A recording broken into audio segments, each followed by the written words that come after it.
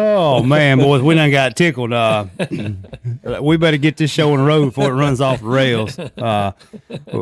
Thank y'all for joining us. This is Brent and Chris, and we got Hunter in here with us again. We're at his place. He's hosting us again for a video podcast, and we may have to just break him out a t-shirt, put him on the team. Yeah, I'm about ready for one.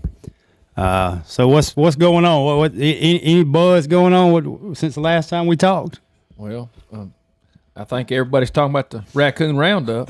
Yeah, I think that's kind of a big deal. There was a thing. Everything you look at, love it or hate it, there was a thing, and we participated. We talked about it some before, and look, we made no secret that we were going to trap, and just to get out ahead of some of the, there's some. It blows my mind, some of the division just amongst hunters. And we won't just deep dive, spend too much time on it, but it's worth addressing at some level. It's kind of one of them things, you practice what you preach. I mean, we believe in taking the predators off the place to conservation. Yeah, conservation. But they think that's all we're doing, and we have burnt. I burnt Sunday.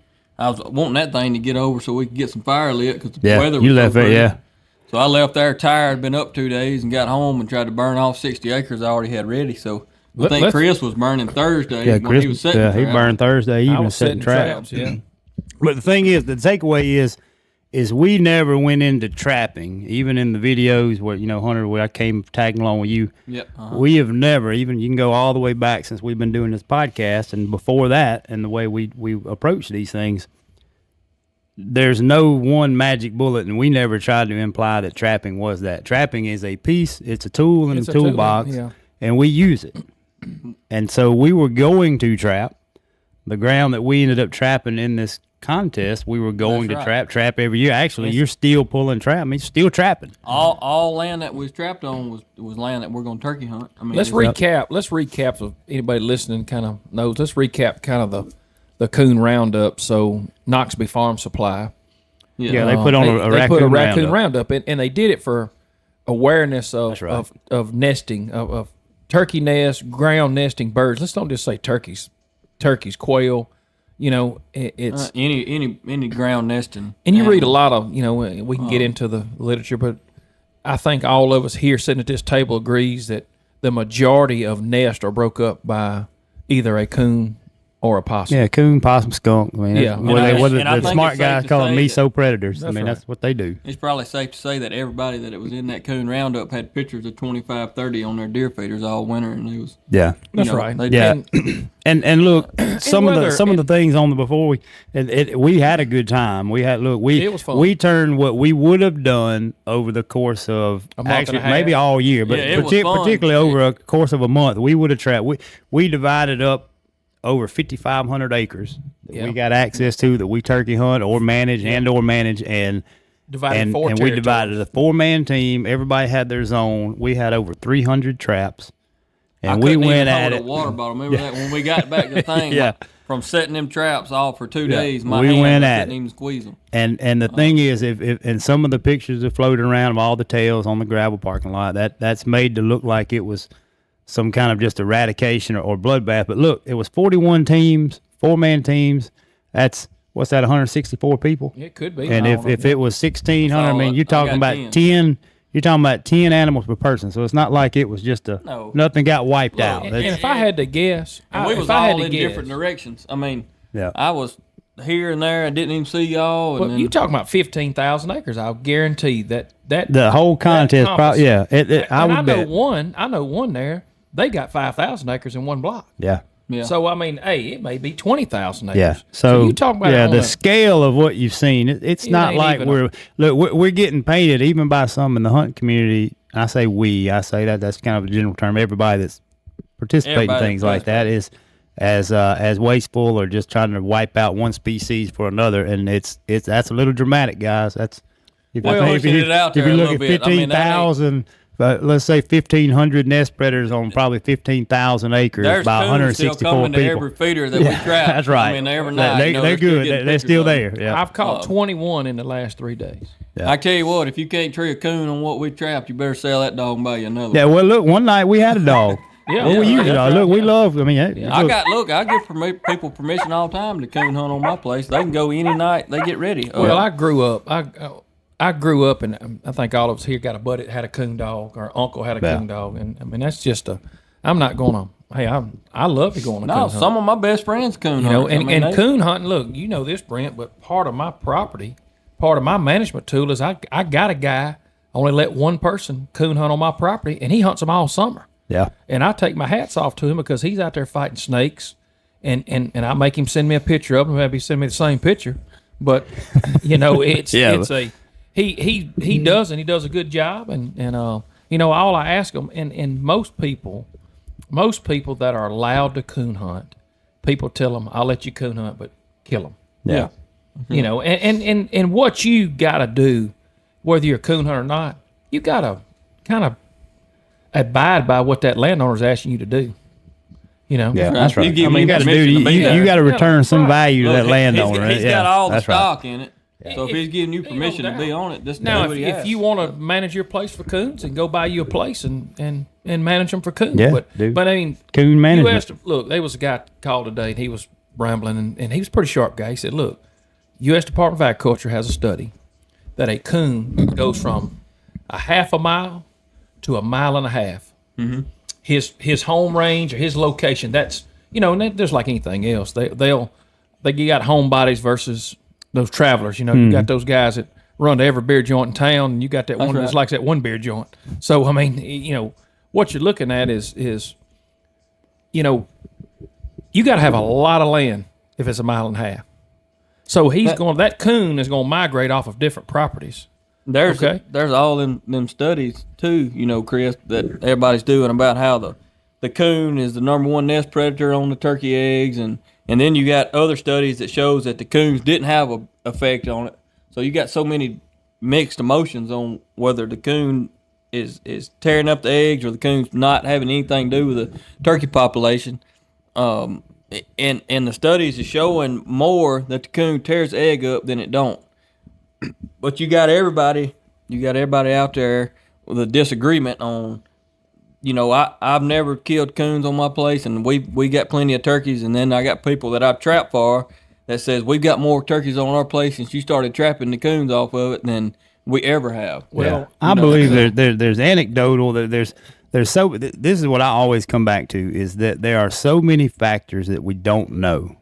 So even in the scenario where, look, if you had a down year or two and then you trap 1 year and bounce back with a couple of good years, there could have been something else that happened too that correlate with it. But this is something you can control. That's right. Yeah, this is a piece. This is a tool. How about the thing that we can't control is, number one, weather. That's correct. Floods. Yep. We have a wet spring, and it kills. I mean, we can't control that. There's some predators that we can't control. Owls, we can't shoot them. They're protected. Yep. Hawks, they're protected. Eagles are protected. All three of those. That's correct. You do what you can do. All three of those, yep. Kill turkeys. We can't touch them. So what do you got left? If they never hatch, then you don't have a chance. Yep. You're not in the game. Yeah. Right. And look, we've never, we're big on habitat. Circling back to that, we're big on habitat, and there's no doubt. Well, if I'm over burning 100 good habitat acres, management is better. You can manage predators. We don't argue that either. I didn't leave the coon with roundup to hurry up and get home and set a fire. Yep. If I didn't think it helped. Yep. I mean, we're in. We're in on all the above. While I was rounding up, I was burning 100 acres. Yeah, and let's talk about how much clover did you plant last year, Chris? Just guessing, how much clover on your place? I'm gonna say 50 acres, I guess. For turkeys. I mean, that's 100%. Yeah, that's the number one reason I'm doing it, for the turkeys. Yeah. Yeah. But, we were involved in trapping in the raccoon roundup, but definitely. I'm gonna tell you what made it fun, y'all. I'm gonna tell you what made it fun. So we got this pork chops. And pork chops pretty tough. We did it. We did it Woodsman perspective style. We did. We love to get together and eat and socialize. So we probably got 10 or 15 people that said, "Look, we want to go with y'all. Yeah, we want to go with y'all. We want to see what you're doing. And it was pretty cool to folks want to be a part of it. And I've had more of those people call me and say, Chris, I've never been on a coon hunt. Because I'm going to tell you something. Let me explain. And now these weren't shooters or people going out hunting with. It wasn't party hunting. Just to clear it up. They brought their own Ranger. We borrowed, I think how it started, we were going to borrow a thermal. That's right, a thermal gun. And the guy that brought the thermal brought his son. Yep, he brought a thermal. And a whole sack of big bone-in pork chops. So it turned into a cookout. So we got, we socialized and we raised awareness. We had a good talk around turkey management, looked at pictures. Well, we stayed talked up about it all. 48 hours, so we had to do something. That's right. And so we left out from there and we hit them pretty hard with thermals and spotlight. There was a couple of kids there and they was having the time of their life. Oh my God. He was fired up. He told his daddy, he said, "This is the funniest thing I think we've ever done." And and that we made it social. Like I said, we did our own hunting. We're our own little 4-man team. We didn't party hunt. We didn't have extra guns or extra help. We did that all the way up until I think I got home around 3 a.m. We caught a quick nap. And got back on the trap line. His trigger finger was happy all night. Brent, I don't know who taught Hunter to do this, but I still, in my mind, I can't figure out why we have to start running traps before daylight. Because I'm going to tell you something. You walking up on a boar coon with his foot hung in a trap, let me tell you something. That's a little demoralizing. I can promise you. I set a trap leaving to come eat. I come home. I smelled terrible. I mean, terrible. I come home. I wanted to get a shower before we ate, so I threw a trap out right at dark, right here in the ditch, right here beside the driveway. Come out, we eat pork chop, stayed out all night, and I come home the next morning on the way in. I looked, and there was a possum in that trap. So I had 2 traps in my truck, and I set them both on that ditch crossing, and I picked up one possum and just in that ditch crossing. I tell you, it was pretty good to see. We did pick one up out of the road. Yeah, that was a... Yeah, yeah, but we knew where he come from. Yeah, so the funny part that did happen. That was it. But it was a fresh one. It was a fresh one. But I don't know. We give a pile of those things away, guys. Some people eat them. That guy really did. That one truckload come in there. Yeah, they took a pile of them. He took a pile of them. I don't know. He sure did. I don't know what he was doing with them, but he got him a load and took them. I ain't eating them. I know you can, but I'm not. But I tell you what, everybody I've talked to since said, "Man, if you kill some more of them, please bring me 3 or 4." Yeah, nobody said that to me. Yeah, well, we're in different. We're in different. We run different circles. We're in different avenues. See, all them traps that we had out, we put them on our place. Hunter, where'd you get them? Tell me this. Where'd you get all them traps at? You got a network. I borrowed them from about 4 or 5 different trappers of my buddies that I knew trapped in the past. I called and said, "Hey, I done bought out of traps. Have you got what you doing with your traps?" He said, "I think there's some in the barn." And one guy said, "I got 15. He wound up having 24, 25.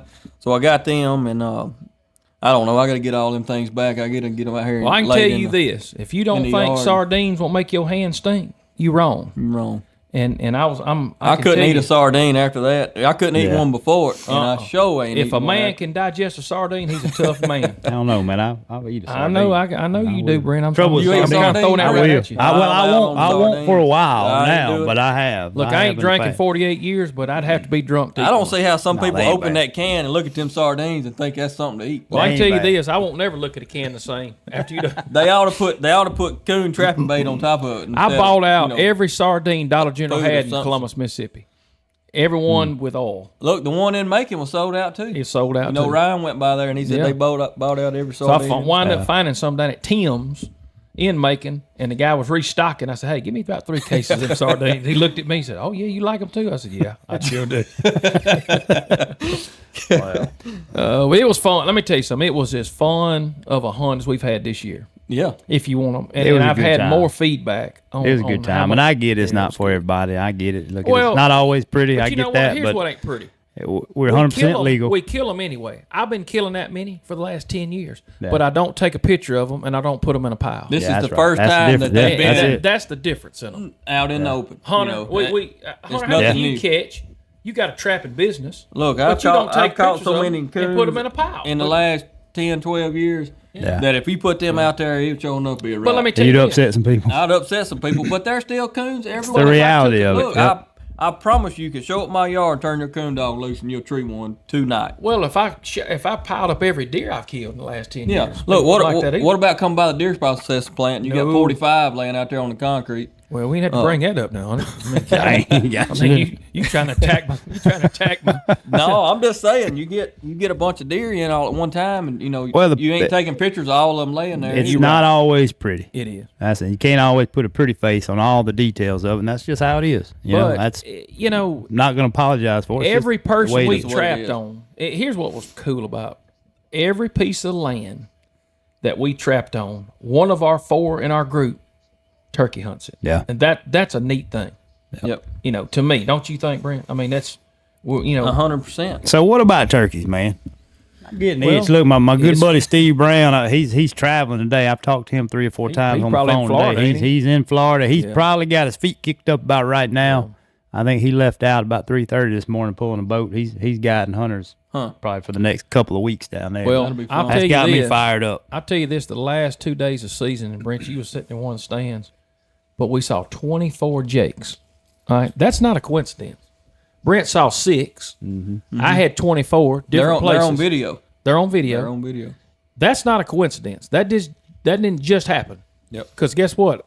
My place flooded. My place flooded last year, but we had a good hatch, and they didn't get 8. Yeah, the nest they had an succeeded. The nest succeeded. All right, and so let's go one step further, because in case some of y'all just turned your radio, you said I'm tired of hearing about trapping.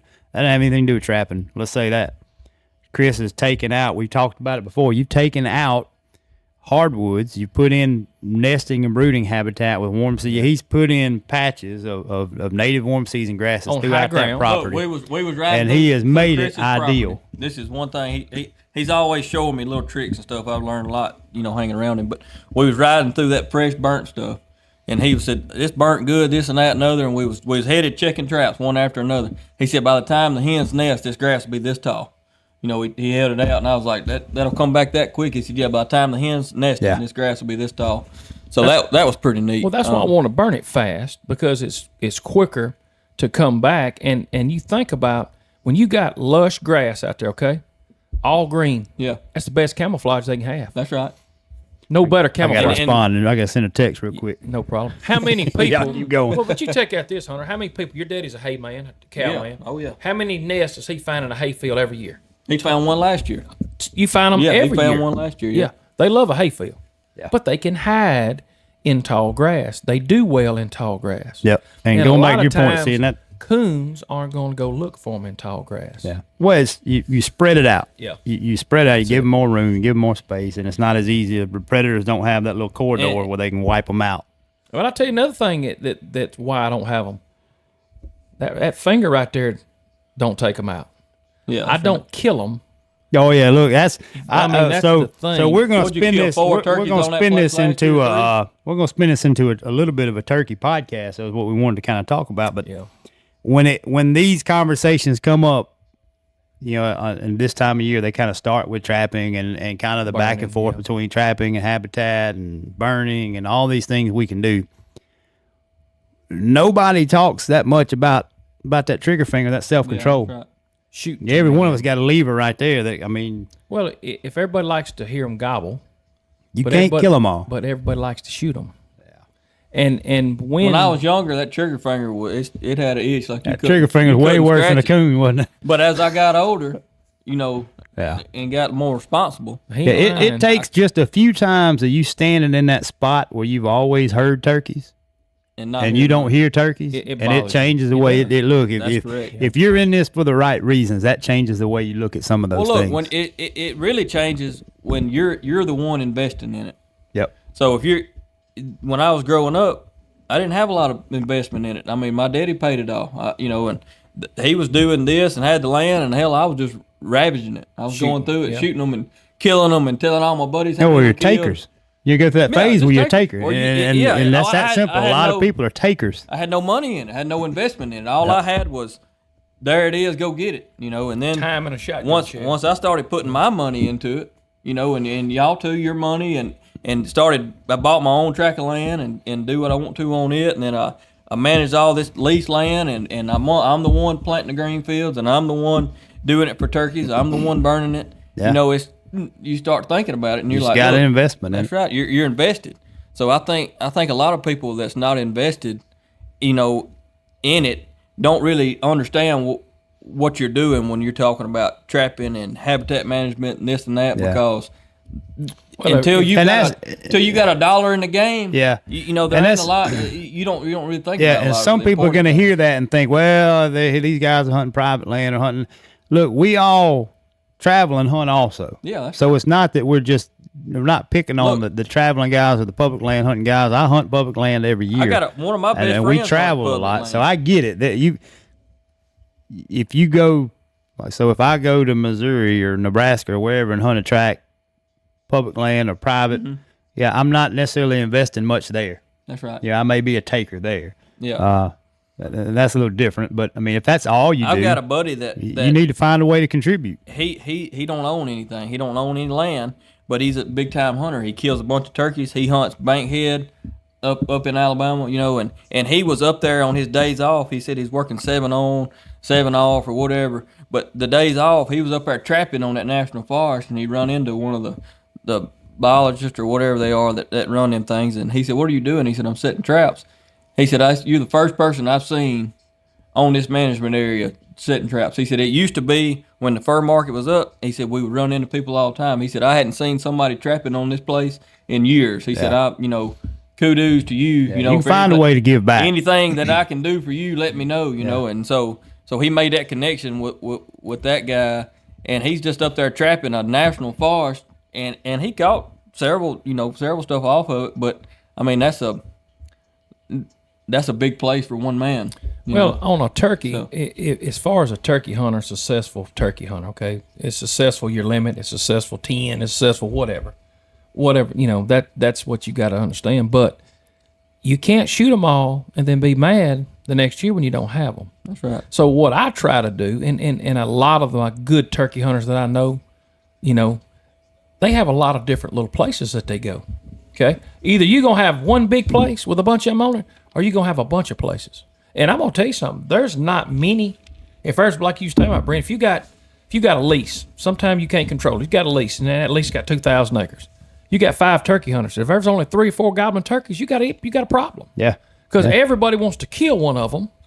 Okay, you paid your $1,000. You better have a plan B. You better have somewhere else. Somebody got to have somewhere else to pull that trigger. And I mean, now... that's where the out-of-town hunts come into play. That's where you get that. You travel. That's right. A little bit of rest. Well, you got to get that competition out of your mind saying, I'm going to kill this turkey before Brent kills it. Yeah. I know he's got to work. I'm going to kill it before he kills it. Yeah. And I may kill me 2 of them.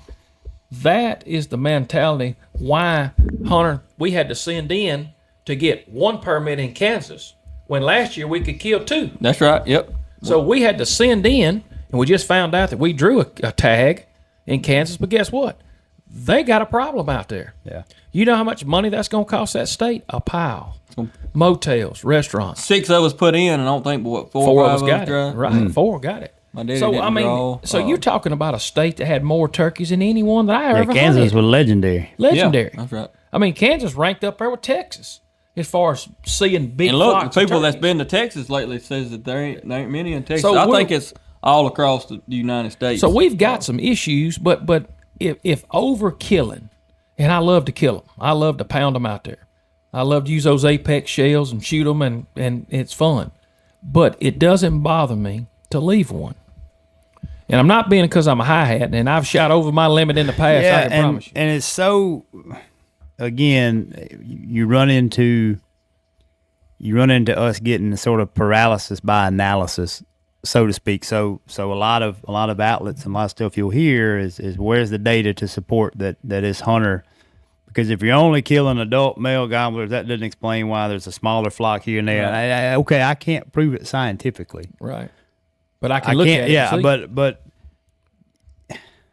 I know people have had 10 years. If you think about state bag limits were all written like it was a limit. It wasn't like this is how many every licensed hunter is going to kill, correct. and it didn't account for. I don't see how it could have accounted for 5 to 4, the influx of the traveling hunter, because you can't quantify what that until states are finally way behind the trend and trying to limit the opportunity or slow down, do draw only on non-residents for time, and that's people don't like that. But I mean, the state has to pull a lever somewhere because you can't quantify or control. If somebody buys that out of state, that non-resident license, they can kill 3. Yeah, they go hit it and kill them. It's 4 in Alabama. It was 5, and I wish they would move it to 3. In my opinion, I think we're 3, Brent. It's still 3. Yeah. It was 5 in Alabama forever, and a lot of people that I know killed 5. or 6 or 7 or whatever. Well, I'll tell you what, there's some killers in Alabama. I'm just not. We try to be real on here, and that's just that's the fact of the matter. Oh, you got to. We got to police ourselves. You're gonna have to see what we done, and then and change for the better. But if you don't, then you're gonna live with the consequences. Yeah. And look, you may get lucky, but just guess what? Those people in Kansas. And a lot of those local folks don't hunt. You know that, Hunter. That's right. They don't hunt them. Where'd they go? Yeah, we come through, and you remember all those years where it was kind of an understanding that as long as you're just killing longbeards or mature gobblers, there's a whole nother generation going to replace them. Mm-hmm. So you had it, you'd be all right. There'd be a whole nother class coming up behind. Well, you're not shooting jakes, and you're not shooting jakes, not shooting hens. So you got an endless. You got a cycle that's feeding it. Well, you're just one bad hatch away from and so it's just. And we hunt. There's a lot of saying all this. There's a lot of factors. Ain't no question. Well, pine plantations. I don't care if it's pine plantations, hardwood bottoms. Habitat. We say a lot of habitat. They've got to be a nest somewhere, side of a road, hay field. You got to have them something they can nest in. Now they're pretty sharp. They'll find a nest. And they'll go a long distance to nest if it's successful. Yeah, you think about the properties where where there are turkeys. If you think in your mind, start looking at the geography there and the terrain. There's nesting areas. You've got that timber. A lot of times some hardwood timber. Levees, there's water, some type of water, and there's generally going to be a pretty good early successional type or old field or somewhere for them to be able to nest. And up here where Hunter hunts at, most of it's briar patches, pine plantations. Yeah, young pine plantations. They've pretty much cut all the hardwood out. Only hardwood left around here is SMZs. Yeah. And that's really if you look at it, that's the landscape around here. Everything, yeah. Me and Chris killed that turkey last year. Come through that briar thicket. Remember that? Never in a million years thought that turkey would come out of that briar thicket. But I've never dreamed that a turkey would walk out that thicket. You couldn't walk through. Look, tell that story, Chris. Let's get that story in here right quick. Well, you tell it better than me because I couldn't. You could hear it walking, and it was gobbling. So we snuck in, and Hunter said, "We're gonna go right here." We sitting on a fire lane, and I done killed one that morning. Beautiful. We set up to look down the fire lane. Yeah, we set up. I said, "Well, Hunter, he's right there on the other side of that little ridge. He got to come up. He's got to come up fire lane. He's coming up that fire lane. So Hunter's sitting there with that, one of them hot bullets that shoot about 80 yards, and on a 20 gauge. So I'm just sitting there. I'm watching. So I'm sitting there behind him. I'm looking, and Hunter said, I can hear him walking. I could hear his feathers scratching them briar thickets through there, like when it.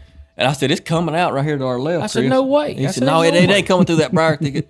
I said, yeah. Brent, it's blackberries now. It's blackberries that tall. Yeah, you don't want to walk through. Look, we walked up there and looked at it after, we tried to find the trail that the turkey walked through, and there wasn't a trail. And I seen old Hunter sitting there. Got down like that head low. He had that old head low. All of a sudden, that old neck stood up there. He said, there he is right there. I said, good night. He come out 20 yards from us, out of a thicket. When he had a fire lane and big timber that's been burned, he could have walked down. He walked through that thicket. I watched a bunch of people shoot turkeys before, but I ain't never seen one come out of a briar thicket that thick. It was tough. It made me think about how sharp, and I guess they've gotten used to. Yeah, they've adapted to do it. Either that or they're going to go extinct. Yeah, me and my brother had one up in Monroe County probably 15 years ago, did it, and I would have never believed it. And was this an old turkey? Was it a big long spurt? This one was too, the one that Mark killed. And the turkey gave us a slip several times, and we couldn't figure it out. But that was his move. And so we're over here in the hardwoods. He's gone quiet and just, we probably ended up bumping him and didn't know it those other mornings. And then one morning, Mark waited him out, just sat there, and the turkey come walking right through the thickest. Talking about thicket like that. Look, if you go hunting and you don't turkey hunting, you don't learn something, at least one thing every time. That was one tool that I put in my toolbox now that I'll use. I've never dreamed. It may be 20 more years before it comes up. Yeah, it may not happen. I'll tell you this. I'll never turn my back to a cutover again. I'll be ready. You better sit where you can swing, because it sure did it. So we start in about 2 weeks. We're getting some warmer weather. 15th. Now burning is, look, I had a guy call me. Come out and strut. I had a good friend of mine call me, and he said, he coming back from Montgomery, Alabama, and I think he'd been to Panama City, Florida. Yeah. He said, Chris, he said, I saw more fire on the side of the road. He said, what's the deal? I said, everybody's burning. It's good humidity and good wind. And he said, listen, he said, I've counted 50 fires from all the way through Alabama. Well, I was at Westerville today, and they burnt down there yesterday and the day before, and it was fire in nearly every little, spot. Well, it's been good. We had a little rain today, but it's been. I saw a post on Facebook, one of those community groups or something like, but please stop burning for a little while.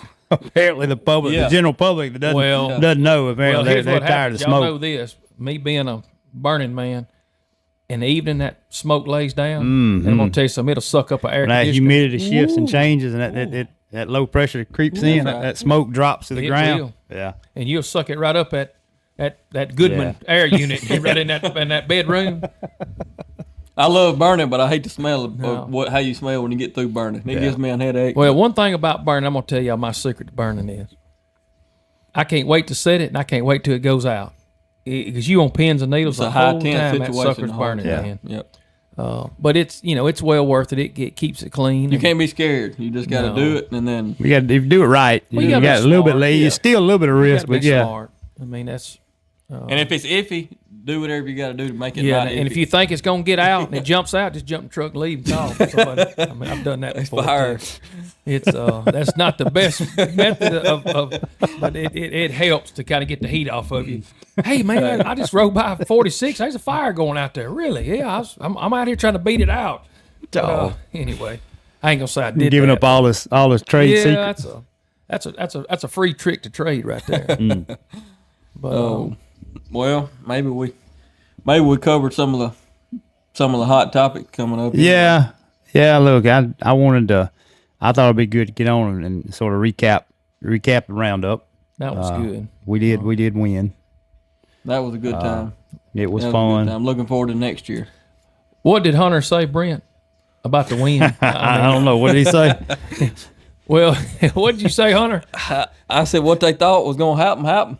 I don't know. Well, I told somebody said, man, I knew y'all was going. I said, look, I don't know nothing about trapping, but I know a lot about recruiting. and when I found out that Michael Jordan of trapping could be got. Yeah. Look, y'all throwing me out here being this big time trapper and all. You think I'm going to lay down?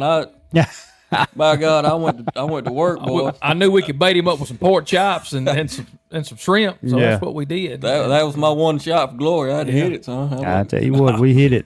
But look, I've trapped for a long time. I ain't never trapped that dang hard. I probably ain't gonna trap that hard again. I mean, I don't know if we'll even get it next year. Have we figured up look, how many tanks of gas? If I knew we was gonna be that far ahead, I'd got some sleep. Me too. I'd went to bed a little bit earlier. All four of us took off work on Friday. Well, y'all ran without me because I was laid up Friday morning with the flu. I had some steroid shots, and I was laid up trying to rest. I didn't join the crew till mid-morning Friday. Hunter asked me, said, "Man, Brent gimpy like that?" I said, "Only when work. Only once he got a bunch of work to be done, he'll do that to you." I just put my head down and I set traps, and when I got tired of setting traps, I set more traps. I'm telling you, I pushed myself. Ain't nobody. I got the record. It was. I would get up at 4. It was work. I'd get up at 4, and Hunter would be over send a picture of some bacon or some coffee or something, and I'd take off, and I said, "What am I doing checking these traps for daylight?" I said, "This coon's mad already. He get on these fresh cowboy boots I'm wearing." I said, "I'm out." But I tell you what, it's amazing, Hunter, because me and Brent never trap. You agree? I mean, you always trap for me, not Hunter. Like that. You always trapped, or I'd get somebody to trap, and but I'm gonna tell you something. I didn't know how good and how lethal that trapping can be, and it's it's easy. Man, that DP, that dude's dog-proof trap. We was running 100 miles, and so I'd have to start early, and I'd have 12 in one spot, and then I'd go to 30 miles down the road, 15, 30 miles down the road, and have 12 more. But networking, now I've always taught you, networking is the game of life. Y'all was pulling your traps. You called. One guy's like, he said, "I got coons still coming to my feeders." So y'all went and got some traps. Run over there. We did. And put them out on that place. We run traps on one of the best places that we could run. We didn't catch a coon. 15. That's right. We didn't catch a coon. I took every one of them up. Pulled them out right because he stopped feeding them. And if I could tell anybody this, you got to feed them. This time of year, they are hungry. And I went to Colin. And the first thing I'd ask him said, "You still got your feeder running?" "Oh, yeah. That's right. No, let it run out a couple. When they said no, I checked them off. But when they told me, yeah, my feeder's running, I said, you care if I come set? He said, come on. And every one of them went with us, Brent. Remember? Yeah. Oh, man, this is Land great. on a ride and watch. And we liked to got the big coon. We missed it by a pound. Yeah. But that was that was pretty. Well, and look, but they know that you turkey hunt the land. Yeah. So I mean, they was willing to let you do it. No question. You know. So I mean, and every one of them there. But look, when they got me there, 2 of them. Hey, I got you here. Let's look at this food plot. Why don't you look at the food plot? Let's look at this field. Yeah. So I did. And let me tell you, it was a neat food plot. He's one of our listeners, good friend of mine, and he's that's a pretty place That's a beautiful place. Yep. He's trying to manage that place. And look, I love to go. If a man's trying to do right, I will give him all the information that I can give him, and just tell him what I think. With trapping. If you're serious about it, then I'll take time to show you what I know. Right. But if you're just wondering and you ain't, I don't think you're gonna do it, then I may not give you a lot of time. But it was fun, y'all. It was a lot of. I'm gonna tell you, that it took me 2 days to get over it. Yeah, and I still ain't. I still ain't over my sleep part of it. I mean, I'll jump up at 4 o'clock in the morning looking around. Yeah, I mean, just it's been a little while since I stayed up all night, and well, I was struggling, boy. But I can tell you this: we put it together and made it happen. Yep. We got a little bit of weather coming in, so it was nice and sunny and warm, and we had some rain and supposed to cool back off. So maybe that'll slow this what was starting to look like an early spring. Maybe that'll slow that down just a little bit. What was funny, I got to just looking and if you count the Rangers and the drone and the 3 guns, I figured up about $250,000 for the stuff out there. Yeah, all the trucks everybody and the showed gas up. Yeah, oh my God, it was funny, but it was cool. It was a good time. And all right, well, guys, that's all right. Well, we're getting close to turkey season. We are. It's on the brain now. Like I said, we got buddies in Florida hunting, so that's where our mind's going. And I tell you what, I'm going to do. I got a couple of podcasts we may want to try to do before we dive into turkey. So we may shoot back pretty quick with a couple of them. Sounds good. All right. See y'all next week.